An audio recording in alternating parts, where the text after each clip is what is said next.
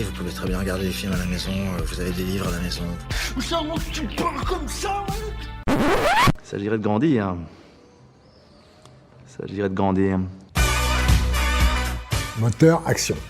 Et là, tu peux pas partir, hein. Ça va chier.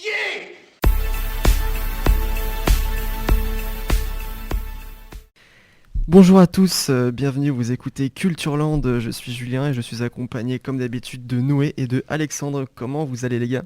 Bah ça va très bien, merci. Très très bien, comme d'habitude. On se retrouve après 2 semaines, 3 semaines d'absence, je crois. Ouais, c'est ça. Bah, avec cette émission qu'on ne retrouvera jamais, qui est dans le néant. Oui, c'est vrai. C'est vrai, on a eu des petites problèmes complications. techniques. Ouais, Avec un quelques- technicien pas ouf.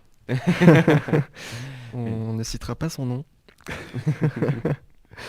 Mais on va commencer de suite dans le vif du sujet avec les actualités sorties cette semaine. Donc dans un premier temps, nous avons les librairies qui ont rejoint la liste des commerces dits essentiels et pourront rester ouvertes en cas de confinement le week-end. La séparation des Daft Punk, Gareth Evans, le réal de Red, et Tom Hardy préparent un thriller pour Netflix où Tom Hardy jouera un détective qui infiltre le milieu mafieux et qui suit un deal de drogue qui tourne mal, tente de secourir le fils d'un homme politique en danger dans ce milieu corrompu. David Fincher, après Manque, prépare déjà son prochain film Netflix, The Killer, avec le scénariste de Seven. Il s'agira d'une adaptation de la bande dessinée française de Matt et Luc Jacamon. Cette série raconte l'histoire d'un tueur à gages anonyme qui exécute froidement ses contrats. Le tueur nous invite à découvrir ses réflexions, ses états d'âme. Un nouveau film Superman est en projet. District 10, la suite de District 9, est en cours d'écriture, annonce Neil Blomkamp, le réalisateur du premier opus. Flash News, Justice League Zack Snyder's Cut ne sortira pas au mois d'avril mais dès le 18 mars. 19 ans après Astérix et Obélix Mission Cléopâtre, Alain Chabat va réaliser une série animée pour Netflix inspirée de l'album Le Combat des Chefs. Et enfin, je vous laisse avec Alexandre pour un petit récapitulatif de la 78e cérémonie des Golden Globes. Oui, comme vous le savez déjà, le week-end dernier, il se déroulait les Golden Globes, que j'ai regardé en live, même si ça commençait 3h du matin et quelques, et ça se finissait à pas d'heure. Autant vous dire que le sommeil était pas trop là après. Ouais, t'es bien courageux. Non, mais j'étais assez curieux de ce qu'ils allaient annoncer. Donc aussi, pourquoi c'est important les Golden Globes, c'est que ça fait un peu office d'antichambre qui te prépare pour les Oscars. Donc tous les films qui sont nommés aux Golden Globes, c'est un peu à peu près ce qui va être nommé aux Oscars. Et du coup, je vais vous faire un petit récapitulatif de un peu comment des grands vainqueurs. Le plus grand en fait, c'est la Grande Razzia qui a réalisé la saison 4 de The Crown, qui gagne le Golden Globes de la meilleure série dramatique, meilleur acteur et meilleure actrice dans une série dramatique. Et c'est pas la première fois qu'il gagne de multiples récompenses. Les précédentes saisons aussi avaient eu de multiples récompenses. Pour la meilleure mini-série ou meilleur téléfilm, c'est Le Jeu de la Dame. Je pense que personne ne connaît cette série, MDR, qui s'impose et qui gagne aussi meilleure actrice pour Anya Taylor-Joy. C'est vrai qu'on n'en a pas beaucoup parlé. Les médias non plus. Mais en vrai, c'était assez logique que ce soit cette mini-série qui allait être récompensée, vu l'exploit qu'ils avaient réussi à faire. Pour meilleure actrice dans un second rôle, j'avais quand même envie de citer Jodie Foster, que je vous en reparlerai plus tard, pour le film Désigné coupable, qui est un film qui devrait, quand les cinémas rouvriront un jour, MDR aussi, devrait arriver en salle. Et en fait, pour le film Désigné coupable, qui parle de l'histoire vraie de Mohamedou Ould Slahi, un Mauritanien que son pays a livré aux États-Unis alors en pleine paranoïa terroriste à la suite des attentats du 11 septembre 2001. L'homme a passé des années en prison sans inculpation ni jugement. Il a retrouvé la liberté en octobre 2016. Voilà. Pour le meilleur scénario, c'est le film Les 7 de Chicago, qui va parler d'un procès alors qu'elle devait être pacifique. La manifestation tenue en marge de la Convention démocrate en 1968 s'est transformée en un affrontement violent avec la police de garde nationale américaine. Ses organisateurs, notamment Abby Hoffman, Jerry Rubin, Tom Hayden et Bobby Seale, ont alors été accusés de conspiration et d'incitation à la révolte lors d'un procès entré dans l'histoire qui est disponible actuellement sur Netflix. Pour le meilleur film d'animation et meilleure musique originale, c'est le film Saul, qui est disponible sur la plateforme Disney+, qui, pareil, a été une grande réussite pour Disney. Et pour finir, un film que nous attendons particulièrement avec Noé, on en avait déjà parlé, c'est Nomadland, qui remporte le meilleur film dramatique et meilleure réalisatrice pour Chloé Zhao, qui est devenue la deuxième femme de l'histoire des Golden Globes à être lauréate dans la catégorie de la meilleure réalisation, après Barbara Streisand et Yount en 1984. Il faut noter aussi que les Golden Globes cette année, ça a marqué aussi l'année où il y avait le plus de réalisatrices qui étaient nommées, ce qui est un record historique. Donc voilà un peu, c'est le point que je fais sur ces Golden Globes et qu'est-ce que j'ai retenu particulièrement. Bah, c'est assez riche tout de même. C'est déjà pas mal, c'est ce que j'allais dire. Ouais, malgré la période et le nombre de films qui ont été reportés, on a quand même une jolie liste. Ouais, moi c'est les films là dont j'ai parlé, j'ai vraiment hâte de les voir et j'en peux plus. Est-ce que vous, parmi toutes ces actualités ou bien même que ce soit dans la liste des Golden Globes, il y a quelque chose qui retient votre attention particulièrement ? J'ai envie de parler des librairies, moi, quand même, parce que c'est cool, même si ça faisait un moment, du coup, qu'elles étaient ouvertes, tout ça, mais voilà, si en cas de confinement, elles peuvent rester ouvertes, c'est quand même chouette, et surtout dans un temps où tout se fait beaucoup, je citerai pas de nom, mais tout se fait beaucoup par livraison, tout ça, je pense que d'un max les commerces, c'est plutôt pas mal, les petits commerces locaux, tout ça. Ouais, c'est vrai, je suis d'accord, même si j'ai un peu une gueulante pour dire, bon, les lieux de culture, c'est tout, il y a toujours rien, ça bouge pas et ça m'énerve. Alors bien que sûr, les librairies actuellement, elles sont ouvertes. Ça fait partie des lieux de culture, je pense que justement c'est une avancée. Actuellement, on peut aller en librairie en fait, et je me dis, lieux de culture, il n'y a rien encore, et je suis là, c'est quand même une bonne nouvelle, je ne dis pas ça, mais je grasse un peu dedans quand même. Moi je suis quand même justement content que tu vois, on ait accès c'est-à-dire qu'on ait accès dans tous les cas, on peut avoir des pièces de théâtre, des trucs, c'est quelque chose qui nous refont vivre quand même quelque chose. Même si, voilà, c'est juste pour faire un peu le chiant. Théâtre, on manque de cinéma. Non, mais je suis d'accord. On a tout ça, de toute façon, les cinémas-ros en particulier. C'est vrai que ça commence très sérieusement à manquer. Parfois, j'aimerais bien retrouver cette ambiance du cinéma. La grande salle, avec l'odeur de popcorn. C'est vrai. Même, je pense, normalement, s'ils vont rouvrir les popcorn, si c'est comme au Québec, Les popcorn. Oh pardon. Désolé. S'ils rouvrent les cinémas, en fait, au départ, il y a des chances qu'on puisse pas, il n'y a pas l'accès aux confiseries. Par exemple, au Québec, ils ont, je crois que j'ai tué Julien là-dessus. Au Québec, ils ont rouvert les salles de cinéma, mais ils n'ont pas le droit au popcorn. De manger tout ce qui est confiserie. Dans le premier temps. On ne pourra pas ouvrir des popcorn tout de suite. Mais non, sinon moi ce que je retiens particulièrement c'est District 10, donc après District 9 qui est en cours d'écriture par Neil Blomkamp, que moi j'avais vraiment adoré et je suis plutôt confiant de ce qu'il peut apporter. En effet, parce que ça peut... en tout cas, District 9, c'est un film qui peut choquer les jeunes enfants qui ont moins de 10 ans et qui vont le voir au cinéma. Donc, c'est pas fait, je pense que ça doit être moins de 12 ans. Quoi J'espère, je pense que c'est moins de 12 ans. Ouais, je sais pas. Moi, en tout cas, je suis allé le voir, je me sens j'étais même petit. Je pense, ok. C'est quoi comme... Enfin, de quoi tu connais pas du tout?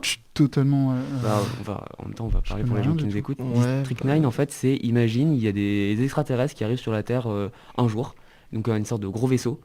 Et dedans, il y a des aliens qui ressemblent vraiment à des cafards. C'est genre humanoïdes, mais un peu comme des cafards. Okay. Ouais, je crois que dans le film, ils les appellent les crevettes ou quelque chose comme ça. Ouais. Et en fait, ils vont arriver sur Terre et en fait, ils sont morts de faim, démunis. Donc, on voit qu'en fait, ils sont partis de leur planète parce qu'apparemment, elle était inhabitable et donc pendant leur période, ils n'ont plus rien à manger, ils sont en détresse. Du coup, la Terre, on les accueille, mais bon, on les met très vite dans des camps en mode bon, on vous laisse un peu de côté et on prend ce qu'il y a à prendre sur vous, mais le reste, on s'en fout. Et, par exemple, technologiquement, par exemple, le film part où en fait un personnage, un homme, on va lui... comment c'est exactement ? En fait, c'est un journaliste qui se rend dans cette zone défavorisée où les aliens vivent pour faire un reportage. Et lorsqu'il rentre dans une maison d'aliens, d'une famille d'aliens, il est aspergé par un liquide qui sort d'un appareil alien, quoi, du coup.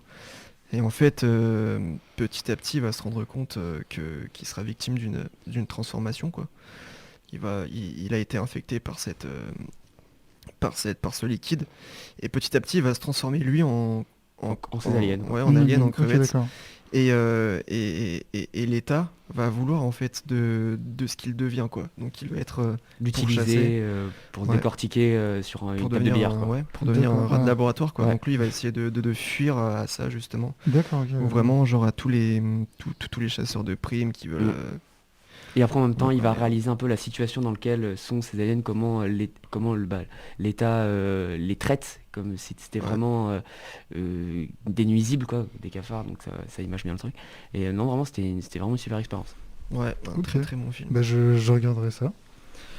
Moi en tout cas, je ne sais pas si c'est un coup de gueule ou si j'ai bien aimé la nouvelle. Alors déjà, cœur déchiré à cause de la séparation des Daft Punk la semaine dernière. Moi, j'ai grandi avec leurs chansons et tout, donc ouais, c'était un peu un coup dur. Mais c'est le nouveau film Superman qui est en projet, qui sera mené par J.J. Abrams, je crois. Et c'est Apparemment, ouais. Le film n'est pas encore Apparemment. commencé, mais c'est lui qu'on met pour l'instant. Et c'est une actualité qui a fait parler d'elle, Oui. parce que la rumeur court d'un Superman noir. Alors ça me dérange pas du tout, tu vois, même en plus il parle de Michael B. Jordan.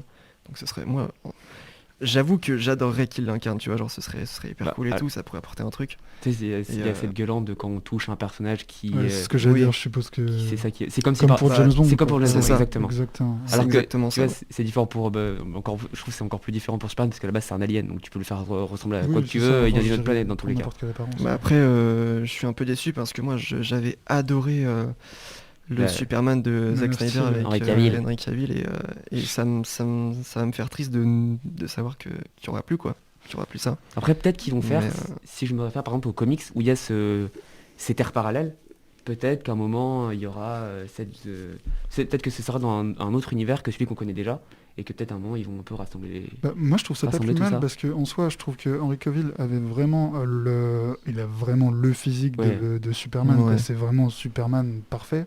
Et ouais, que ça change, qu'il y ait quelque chose auquel on s'y attend pas du tout. Enfin, du coup on s'y attend, mais que ce soit totalement différent d'avant, je trouve ça plutôt pas mal, quoi. Parce que voilà, c'est vrai que moi j'avais pas trop kiffé le... Dis pas ça Après, Julien, dis pas ça Julien. Après je suis pas fan du personnage de Superman et même de Justice League en général. Mais ouais, j'avais pas été hyper fan. Bah, en tout cas, si on a le droit à un Superman incarné par Michael B. Jordan et comment dirais mis en scène par J.J. Abrams, je serais impatient de voir le résultat, quand même. Ouais, moi aussi. Ouais. Je c'est- serais vraiment très très impatient. Après Star Wars, j'ai pas trop envie moi qui touche à Superman, parce que oulala. Je l'ai pas vu. C'est vrai que J.J. Abrams, je le gueule un peu Ouais. dessus depuis qu'il a touché à Star Wars. Dessus, Ouais. Après bon, c'est pas de sa faute en lui-même, mais c'est juste tout ce qui a été fait autour de la suite, c'était vraiment mal, ni fait ni à faire. C'est le mot que je trouvais qui désigne. Donc je pense qu'on a terminé sur l'actualité. Nous avons fait le tour des actualités, ouais, j'en ai bien l'impression. On va passer à une petite pause musicale. Ouais.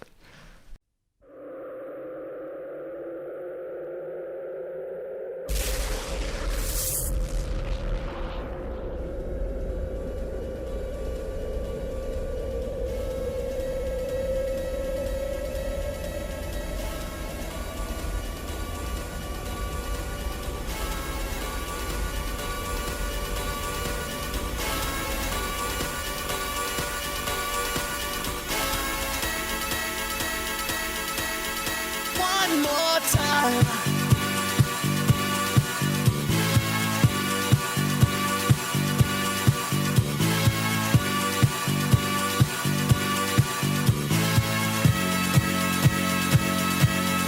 One more time.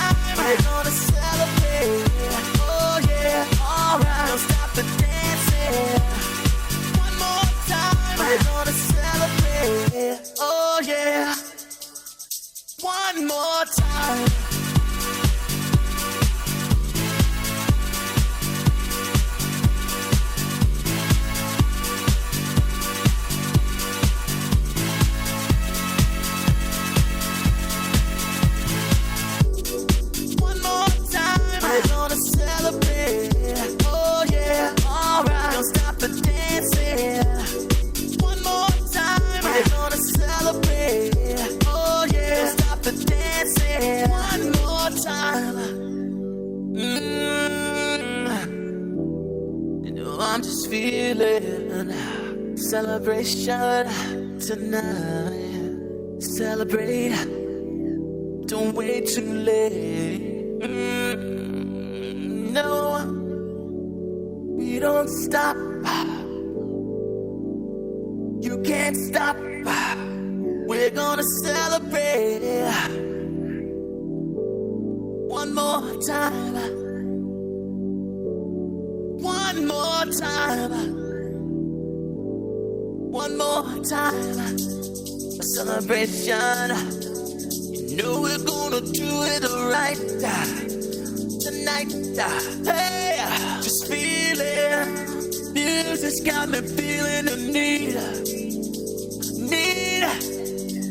Yeah. Come on. Alright, we're gonna celebrate one more time. Celebrate and dance so free. Music's got me feeling so free. Celebrate and dance so free. One more time. Music's got me feeling so free. We're gonna celebrate. Celebrate and dance so free. One more time. Music's got me feeling so free. We're gonna celebrate. Celebrate and dance so free. One more time. Music's got me feeling so free. We're gonna celebrate. Celebrate and dance so free. One more time. Music's got me feeling so free. We're gonna celebrate. Celebrate and dance so free. One more time. Music's got me feeling so free. We're gonna celebrate. Celebrate and dance so free. One more time. Music's got me feeling so free. We're gonna celebrate. Celebrate and dance so free. One more time. Music's got me feeling so free. We're gonna celebrate. Celebrate and dance so free. One more time. Music's got me feeling so free. We're gonna celebrate. Celebrate and dance so free. One more time. Music's got me feeling so free. We're gonna celebrate. One more time. Music's got me feeling so free. We're gonna celebrate. Celebrate and dance so free. One more time. Music's got me feeling so free. We're gonna celebrate. Celebrate and dance so free. One more time. Music's got me feeling so free. We're gonna celebrate. Celebrate and dance so free. One more time. Music's got me feeling so free. We're gonna celebrate. Celebrate and dance so free.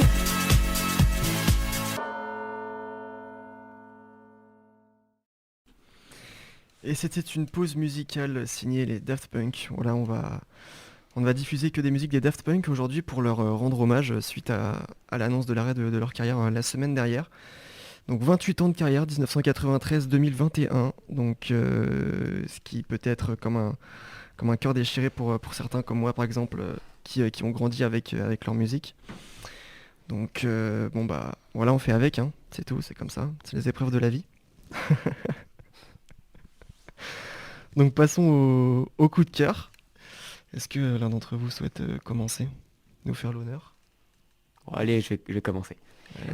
Du coup, moi, j'ai choisi, alors que je ne suis pas du tout féru de cinéma, un film coréen. C'est pas Dis du donc, tout. ça change. Et ça change pour une fois. Donc, j'ai choisi Acapella, qui a été le nom est différent. Il a été vraiment changé pour la France. Donc, c'est un film de Lee Soo-jin qui nous raconte l'histoire de Han Gong-joo. C'est une jeune lycéenne qui est contrainte de changer d'établissement scolaire et d'emménager pour un temps chez la mère d'un de ses professeurs, tandis qu'une enquête policière suit son cours dans son apparence rien à reprocher. Gong-joon pourrait-elle échapper à son passé? Donc dans ce film, le réalisateur laisse pendant longtemps le spectateur imaginer l'éventuel crime commis. Donc on ne sait pas trop ce qui s'est passé. Vu un peu tout ce qu'on nous raconte, on imagine que c'est pas non plus quelque chose de très, très joyeux. On doute du personnage si elle n'a pas commis un acte terrible, même si elle se dit qu'elle n'a rien fait. On se dit est-ce qu'elle ment et qu'en réalité elle cache quelque chose de terrible.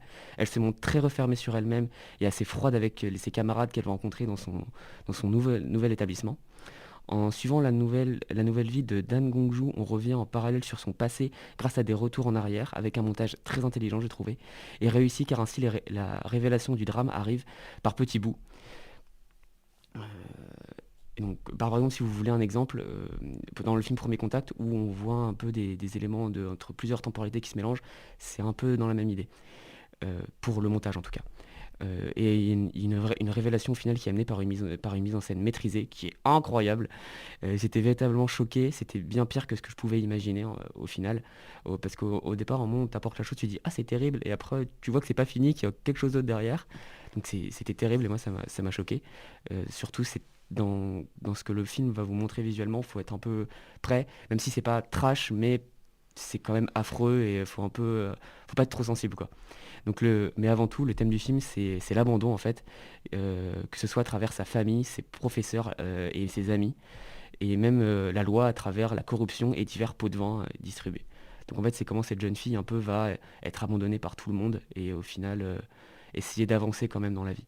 Et c'est vraiment quelque chose qui m'a choqué et de se rendre compte un peu de cette société, un peu comment la société un peu vraiment ne veut pas de toi et va vraiment te laisser tout seul. Donc c'était mon coup de cœur. Même si c'est terrible, on dit comme ça, mais vraiment c'est très cru, mais c'est très bien fait et pas réaliste, mais on sent qu'il y a de l'inspiration de divers faits divers, par exemple, qu'on peut revoir actuellement dans l'actualité. Ok, cool. Mais j'ai une question. Est-ce que tu as vu d'autres films de ce réalisateur? J'avais vu qu'un film. Oh, Parce attendez. qu'il est connu quand même en Corée. Et alors attendez, je vais regarder ça rapidement. Je n'avais vu qu'un. En tout cas, c'est vrai que c'est comme thématique, l'abandon, c'est vrai que c'est triste mais réaliste. Parce que ça, c'est pareil, quoi. C'est le genre de thématique qui te fait prendre conscience que finalement ça existe. Parce que toi, enfin, on n'est pas des personnes qui peuvent vivre ça comme le personnage dans le film peut le vivre, quoi. Donc c'est une certaine prise de conscience, c'est assez intéressant, quoi. J'avais vu, oui, donc je disais, j'avais vu un autre film. Il n'a pas fait beaucoup de films, même qui ont été exportés à l'international. Lui, c'est parce qu'il a été diffusé dans un festival dont j'ai oublié le nom et qui a été retenu et du coup, il a réussi à l'exporter grâce à ça. Mais la plupart de ces films, sinon, ils sont très difficiles à trouver. Ok, d'accord. Bon, il y a Idol que j'avais vu, sinon, mais il n'est pas très connu comparé à d'autres qu'on peut du Park Chan-wook ou du Bong Joon-ho. C'est pas Bong Joon-ho, quoi. Ouais, c'est ça. Ouais, C'est enfin, tout. forcément. Mais non, j'espère vous l'avoir vendu. Alors c'est compliqué de le trouver, moi je l'ai trouvé qu'en DVD. Donc mais c'est pas très cher. Non, mais ça donne envie, carrément. Ok, j'espère. Tu as bien vendu ton film, tu as rempli ton contrat, Alexandre. Merci. Est-ce que tu nous as tout dit? Ouais, je Sur vous ai ton tout coup de dit. cœur Ouais, vous pouvez. Ok, bon qui enchaîne entre toi et moi, Écoute, ouais. je suis assez chaud pour enchaîner. Allez, vas-y. Moi, comme Alexandre, j'ai voulu sortir de ma zone de confort. Du coup, j'ai choisi un film de Claude Sauté. Je vais vous parler des Choses de la vie. Donc, Les Choses de la vie, c'est un film français, donc réalisé par Claude Sauté, qui est sorti en 1970. Et c'est une adaptation du roman Les Choses de la vie de Paul Guimard. En fait, le synopsis, il est très court. On suit la vie de Pierre Bérard, Michel Piccoli, et les relations sentimentales qu'il entretient avec ses proches, et en particulier avec sa femme et son ex-femme. C'est un film qui est assez intéressant dans sa construction. C'est-à-dire qu'on commence le film par un accident qui est filmé sous tous les angles et à toutes les vitesses. Et les premières scènes du film sont une confusion totale, en fait. On ne sait vraiment pas où Claude Sauté va nous emmener. Et ça fait un peu... Ça fait totalement référence même à ce qui se passe dans l'esprit de Pierre Bérard à ce moment-là. Et c'est filmé comme si on était à la place de Pierre Bérard et qu'ensuite on voyait notre vie défiler. Donc on va avoir un flashback et tout le film ensuite va reprendre jusqu'à la fin où on revient à cet accident. Donc voilà, tout le film va nous montrer un homme froid qui a du mal à dire réellement ce qu'il ressent. Voilà, on a plusieurs scènes où il fait preuve d'humour au moment où on lui demande de montrer ses sentiments et il répond souvent avec une froideur violente face au questionnement amoureux de sa compagne Hélène, jouée par Rémi Schneider. Voilà, donc c'est un film qui fait part de la confusion des sentiments pour Pierre Bérard. C'est en partie pour ça que ça s'appelle Les Choses de la vie. Et en même temps, il y a un gros contraste donc avec cet accident de voiture. Parce que Les Choses de la vie, ça paraît très banal. Et pourtant, Ça te tombe dessus sans que tu t'y attendes. exactement. Il y a cet accident au début et à la fin du film, du coup. Voilà, donc si je vous conseille absolument ce film parce que comme tous les Claude Sauté en fait que j'ai vus, c'est d'une poésie incroyable. On a tout ce que j'aime, en tout cas chez Claude Sauté, les vieilles voitures, les pièces embumées par la fumée de cigarette. T'as quasiment la sensation de sentir les verres d'alcool tellement il y en a dans le film. Qu'est-ce que ça fume, j'ai trouvé. Ouais, mais Il n'y a pas un moment où tu vois pas qu'il sort au moins 3 clopes. Mais c'est ça, c'est tellement du charme, je trouve. Et en fait, ça a tellement de sens, tu sais, parce que la cigarette, c'est quoi? C'est un aspect un peu sensuel dans le truc. Ouais. Déjà, c'est un aspect sensuel, et tu vois, dans le truc, tu te sens gêné, tu te sens pas bien, t'as un moment bad. Ouais, c'est ça, et dès que... Tu vois, t'es nerveux, une cigarette. Et je trouve que du coup, ça va extrêmement bien avec le personnage qu'il a. Et dès qu'il est pensif, qu'il commence tu l'entends c'est souvent ça, avoir une réflexion. Ouais, on a les voix dans sa tête, et voilà. Du coup, je trouve ce film très fort, et puis rien que pour le casting, moi, je suis très fan de Romy Schneider en particulier, qui est juste incroyable dans ce film, et puis Michel Piccoli qui joue comme d'habitude son rôle, et encore je trouve qu'il sort un peu de ce qu'il connaît, parce qu'il a un rôle, même s'il est très froid, tout ça, tout le long du film, sauf à la fin où il a un petit moment d'extase, on va dire, où il commence enfin, on entend ses pensées, et là ça change totalement du personnage qu'il porte d'habitude, comme dans Accélérer à faire ailleurs ou dans Mado. Justement, je rebondis là-dessus pour Mado que tu m'avais conseillé, que j'ai regardé. Il n'avait pas spécialement accroché. Les personnages ne m'avaient pas plu plus que ça et j'avais pas accroché. Et du coup, là, j'y allais un peu avec un a priori, où ça me semblait un peu similaire. Et au final, je suis vraiment rentré dedans facilement. J'ai fait là, les personnages m'ont beaucoup plus accroché, surtout le personnage principal, où cette réflexion qu'il a sur lui pendant tout le film, ça fait plus s'attacher à lui et un peu comprendre un peu le problème dans lequel il est. Jusqu'à ce fameux accident qui au final, et comment il est traité, j'ai bien aimé, ou sans spoiler, mais au départ tu dis c'est pas grave, ou ça va forcément bien se finir, vu même le personnage qui en fait on voit qu'il est là et qu'il subit la scène, mais qu'il n'est pas, à aucun moment il a peur. Il dit oh ça va bien se passer, je vais faire ça, il a fait une erreur et du coup il dit il faut que je rattrape cette erreur, mais normalement ça devrait, et à la fin tu dis t'étais pas prêt. Ouais, c'est assez incroyable cette réflexion, et tu te dis c'est tellement calme, posé, et je trouve qu'il y a une tension enfin moi j'ai regardé avec d'autres personnes, et il y a une tension qui est s'installer dans la pièce, plus personne parlait, t'étais là mais quel moment il arrive à mettre un tel bad, quoi. Elle est petit à petit, cette tension. Ouais, ça arrive départ, petit à petit, plus ça avance, plus tu te dis putain, mais en fait c'est ça, c'est compliqué, quoi.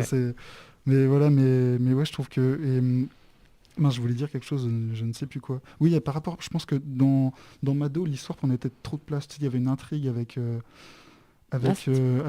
l'affaire du milliardaire, tout ça. Enfin, un truc d'argent. Et je trouve qu'il mélange peut-être trop, et il voulait aussi faire partir les sentiments. Là, vraiment, il n'y a pas d'histoire, en fait. C'est juste, il parle de la confusion des sentiments de Pierre Bérard. Et je trouve qu'en fait, il n'y a pas vraiment d'histoire ou d'intrigue qui fait que...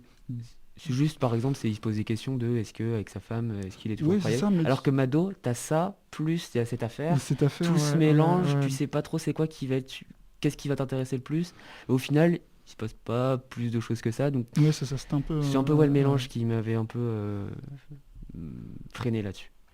Mais voilà, du coup, je vous conseille Claude Sauté, Les choses de la vie. Julien, je sais pas si tu l'as vu. Non, je l'ai pas vu, mais là, vous me l'avez extrêmement bien vendu. C'est incroyable. Je pense même que je vais le regarder cet après-midi. Je vais avoir un petit peu de temps devant moi, donc pourquoi pas. J'ai une véritable liste à chaque fois qu'on parle de films que je n'ai pas vu. Ouais, je les rajoute dans ma liste. Tu vois, et j'imagine même pas les gens qui nous écoutent. Ils sont là, oh ça a l'air bien ça, ah merde ça aussi. Ouais. Et tu sais, au bout d'un moment t'es là, ah merde. Ouais, mais je crois que ma liste que j'avais commencé bien avant l'émission, du coup elle doit compter plus d'une 50aine de films. Quoi. J'arrive pas du boulot. J'arrive pas à faire cette liste, justement après je me perds et je sais pas par quoi commencer. Du coup j'y fais vraiment à l'instant sur le moment. Ouais, mais c'est plus ça aussi. Mais en fait, il faudrait que j'en fasse une quand même, parce qu'à chaque fois j'oublie les films que je veux voir, et c'est problématique. Ouais, du coup. Justement, à l'instant sur le moment, c'est ce que j'ai fait en regardant mon coup de cœur de la semaine. Pieces of a Woman, réalisé par Cornel Mondruczó, un réalisateur hongrois, avec Vanessa Kirby et Shia LaBeouf. Donc pour l'histoire, vivante à Boston, Martha et Sean Carson s'apprêtent à devenir parents, mais la vie du couple est bouleversée lorsque la jeune femme accouche chez elle et perd son bébé. Malgré l'assistance d'une sage-femme, bientôt poursuivie pour acte de négligence, Martha doit apprendre à faire son deuil tout en subissant une mère intrusive et un mari de plus en plus irritable. Mais il lui faut aussi assister au procès de la sage-femme dont la réputation est désormais détruite. Donc voilà, j'ai regardé ce film sur un coup de tête. Je me suis dit, on m'en a parlé de manière positive. Donc moi, à mon tour, je le regardais et gros coup de cœur. Vraiment très beau coup de cœur parce que dans ce film, ce qui m'a marqué, c'est qu'on a on a très peu de musique, ce qui nous amène à rentrer davantage dans le film. Et, euh, et on a des scènes vraiment très réalistes, quoi. Donc on a cette scène au début, l'accouchement qui n'en finit pas. Et donc une scène sans musique où la caméra se balade entre les salles, donc la chambre et la salle de bain, parce que les personnages ils font des allers-retours. Et, euh, et on a ce stress que les personnages possèdent durant cette scène, quoi. On a ce stress, on a toute cette ambiance, quoi. Et on est vraiment dans la scène et c'est incroyable, quoi. Et on a également donc cette femme qui perd son bébé et qui doit en faire le deuil, donc qui chute complètement. Et donc on a son parcours parce elle se relève, quoi. Donc elle choisit la manière dont elle va se relever, dont elle va partir à zéro. Et je trouve ça magnifique ce parcours, quoi, cette maturité qu'elle prend, elle grandit énormément et ça, moi, ça vraiment un tel parcours comme ça m'intéresse énormément. Voilà, donc, D'ailleurs, quand tu le racontes que c'est très réaliste, je crois avoir vu que la scénariste, qui en fait s'inspire d'un élément qu'elle a vécu en fait. Alors c'est pas arrivé de la même façon. Donc le film part à la base, c'est la perte d'un enfant lors de l'accouchement. Ouais. Et elle a eu un peu il y a un peu du vécu en fait qu'elle va remettre dans le scénario, qui participe justement à cet effet de très très réaliste. Ouais, bien sûr, ouais. Et le film est vraiment, c'est incroyable. Moi, il m'a effondré à la fin. C'est là, ouh, la vie c'est terrible.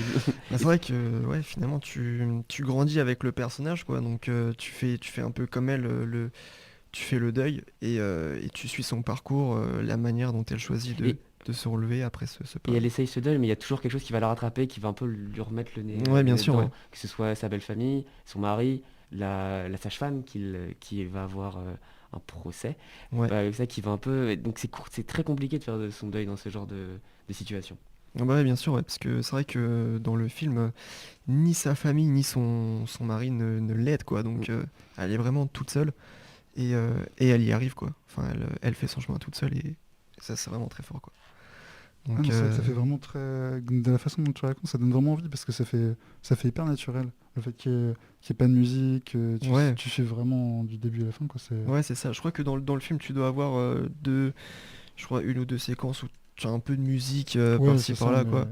Mais rien d'autre, autrement. Vaut c'est mieux vraiment- l'avoir au bon moment que l'avoir tout le film et que ce soit nul. Ouais, Mm. c'est ça exactement, quoi. Donc t'es vraiment dans les scènes, t'es dans les dialogues des personnages et vraiment ça c'est incroyable, quoi. Ça me fait penser que les films qu'on conseille, du coup, nous trois, c'est pas des films très joyeux au final. Non, hein. c'est ce que j'allais dire. On a Oui, pas- c'est vrai, c'est- si vous voulez bader chez vous tout seul. C'est réaliste et tout, mais je me dis dans la période et tout, c'est pas trop. Mais Si vous voulez faire une dépression, écoutez Cultureland. C'est ça. et en plus, d'habitude, on arrive au moins un joyeux et là, tous les Ouais, trois. non, là c'est trois qui me foutent le bad. Mais Ouais. il en faut aussi en vrai. un peu. Non, mais, Quand c'est réaliste, quand même, tu te dis. Après, voilà, Je- c'est ouais. comme la vie. Hein, Après, c'est j'ai pas- envie de réaliser que notre thématique c'était grand méchant, donc on est vraiment à fond dans le truc. C'est vrai que là, cette semaine, Après, il y a des films dans lesquels il y a les grands méchants, mais c'est pas eux qui gagnent à la fin. Enfin, pas tout Oui, le temps. oui, c'est vrai, Heureusement. c'est vrai. est-ce qu'on a fait le tour de nos coups de cœur? Bah, on a fini, je Ouais, crois. hein. très bien. Eh bien, passons à une pause musicale, signée encore une fois par les Daft Punk. C'est parti.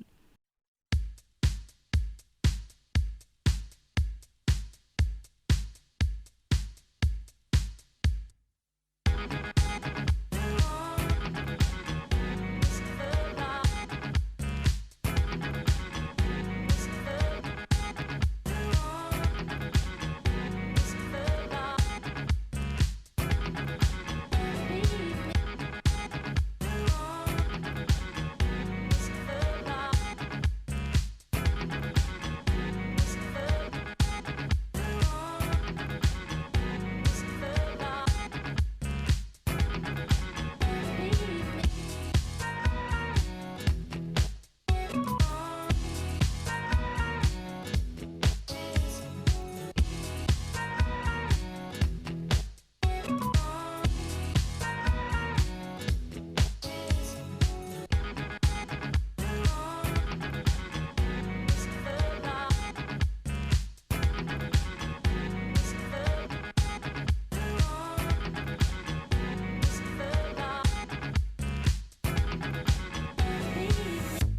going on? Could this be my understanding? It's not your fault, I was being too demanding.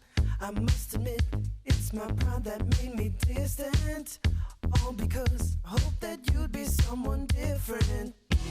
There's not much I know about you. Fear will always make you blind. But the answer is in clear view. It's amazing what you'll find face to face.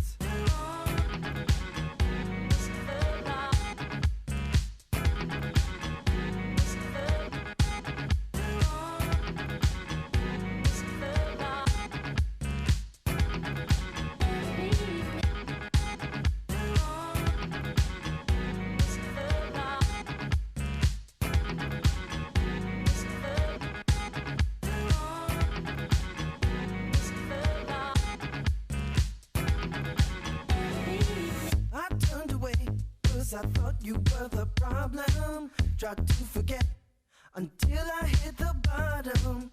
But when I faced you in my blank confusion, I realized you weren't wrong, it was a mere illusion. It really didn't make sense.